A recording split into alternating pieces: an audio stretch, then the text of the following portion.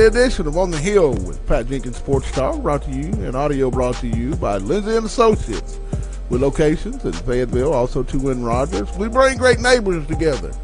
This segment is also brought to you by Locomotion. It's located in Fayetteville, just below the Northwest Arkansas Mall, and it's also brought to you by Fun City.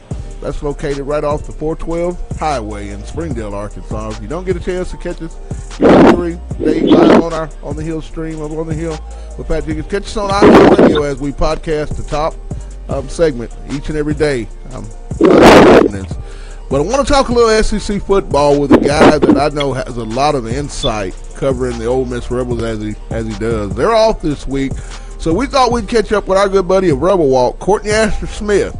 Courtney, welcome to the Hill, my man. Thank you, man, for having me on.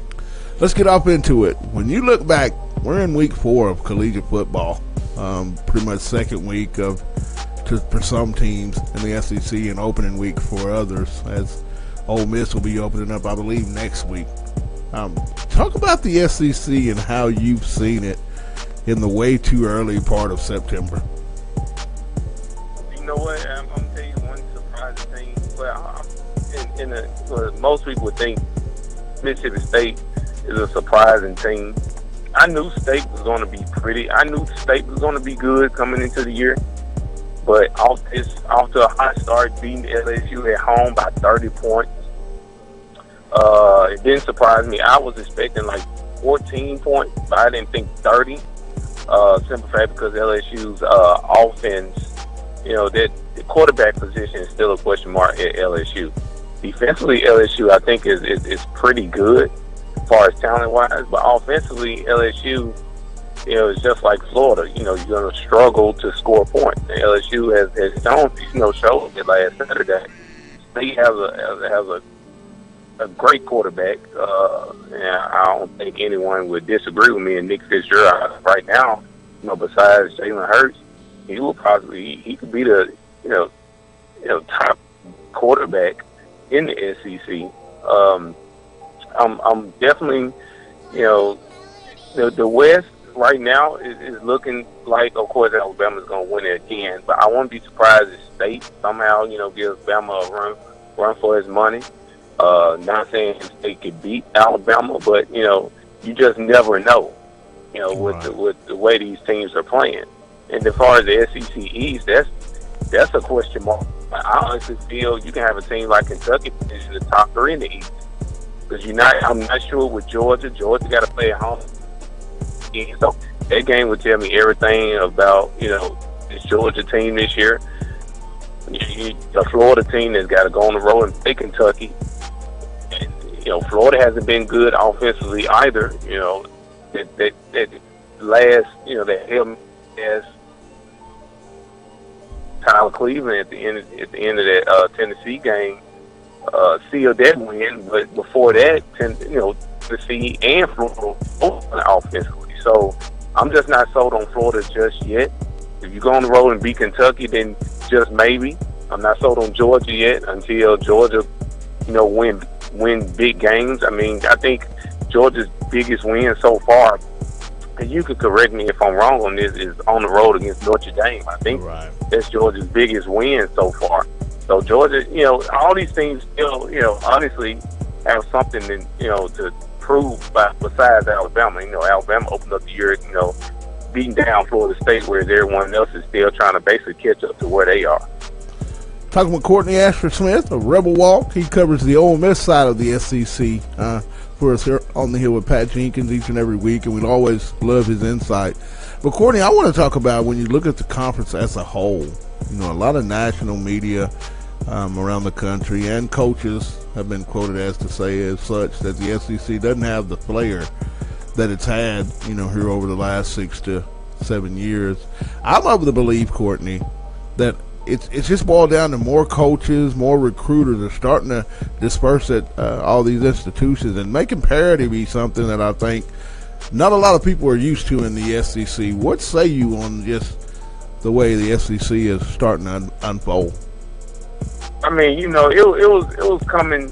It was a time was coming for a program to kind of catch up with the teams in the Southeastern Conference in recruiting and winning 10 to 12 games, getting to New Year's Six bowls. That time was coming because you saw Florida State started doing it, and Clemson was doing it at the same time, and then you got other programs like Miami is starting to do this, starting to recruit just as good as Alabama and A&M and Georgia. Other programs are starting to catch up. So you're not going to see one conference just dominate throughout the whole year. You're going to see a variety of programs from each Power 5 conference, dominate on the field and in recruit. So, and I think, and don't get me wrong, I think the SEC is still a top conference in college football. There's no doubt about it. That conference puts a lot of kids in the NFL. And I think the Southeastern Conference leads most kids in the NFL right now. So, right. I wouldn't, as far as right now, I would say the Atlantic Coast Conference, along with Clemson and Florida State, things to say because they have won national championships. Ohio State is another, solid program that beat Alabama, 1 year to get to the national championship game. Michigan's another solid program that's in the Big Ten. But at the end of the day, I just don't see. It'll be hard for me to say that you're going to see an undefeated team this year. I think you're going to see a national champion with one loss this year. Good point. Well, Courtney, I got one last question. As I stated earlier in your segment, you guys are off this week, so you get to sit at home probably with the kids, order pizza or whatever junk food of your choice, and maybe drink a cold one. But out of the two games that you're going to most be watching here in the SEC that has conference implications, what two places and what games will that be? First I'm definitely going to say, Mississippi State going on the road to play Georgia. Is State a quality top 25 team? And then also I'm looking at, is Georgia for real this year? You have seen, Georgia teams in the past under Mark Richt that get closer and closer to winning the East. They all of a sudden suffer key losses that ruins everything. Can Georgia finally get over that hump under Kirby Smart? So that's the one game I'll be watching. The other game is Florida at Kentucky. Kentucky has had trouble beating Florida in recent years. Florida has always had the Wildcats number. Can Kentucky get over that hump and beat Florida and be a contender in the SEC East? That's another game. I think Mark Stoops, Stoops has made the right moves, the last 4 years with that program. Can he finally get over the hump and put this Kentucky football program on the map and have this program relevant, sort of like, the basketball program in Lexington.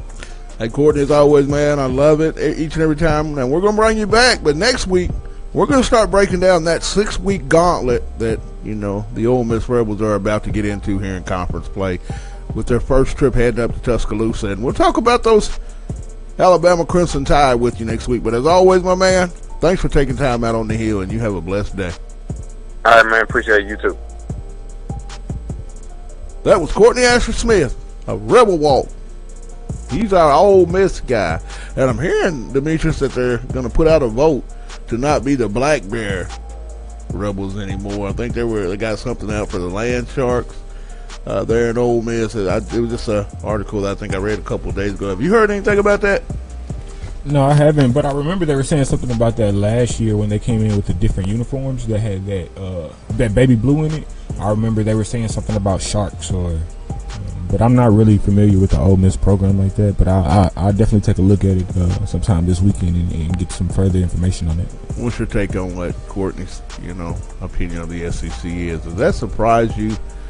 By the answer that he gave with it, just certain teams like a Kentucky and a couple teams, Mississippi State, that we might not have been talking about in the spring, that's really shown up. Did that surprise you in any of his statements?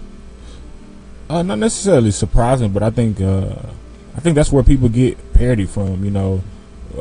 Teams that they don't think would be good, and I think that's the problem with the SEC. I don't necessarily think it's down, but I think it's people aren't used to the teams that are winning in the league right now. Right. They're not. It kind of gets them out of their comfort zone. We're used to hearing LSU. LSU beat us. We're cool. We're used to hearing Alabama. But when you talk about Kentucky, it's probably been like 03 They had a Heisman candidate a few years ago, maybe 10 or so years ago, because I definitely remember I was in middle school. But I haven't heard the likes of, Kentucky, Vanderbilt. You would hear Mississippi State, but these are still teams that usually are at the bottom echelon of the SEC. So I think that's where the parity comes in, just for people not expecting these teams to come in and really be competitive in the SEC. I think that so many people hold recruiting into high on a pedestal. They put recruiting as hey, if you don't recruit in the SEC, you can't win. And I think guys like Vanderbilt, where the acceptance rate is very low. That's pretty much an Ivy League school when you're talking SEC schools. So for them to come in here and compete like that in Kentucky, to go in here head in week in week out with these SEC powerhouses, I think it's good for the league. I really think it's good for the league. I don't think it's parity. I just think the league is just really starting to balance out, and that East is really starting to catch up with the West. And that's why I still think that Vanderbilt game is such an intriguing game. We haven't had an East versus West matchup in a few years. We always knew the West was going to come out, and the West still may win this game against Vanderbilt, but I think it's going to be definitely a competitive game that people aren't used to seeing. Well, I know people want to find out just how's the Alabama Crimson Tide mindset. We're taking a trip down to Tuscaloosa and catch up with our good buddy Stephen M. Smith of Touchdown Alabama. He's up next. It's On the Hill with Pat Jenkins.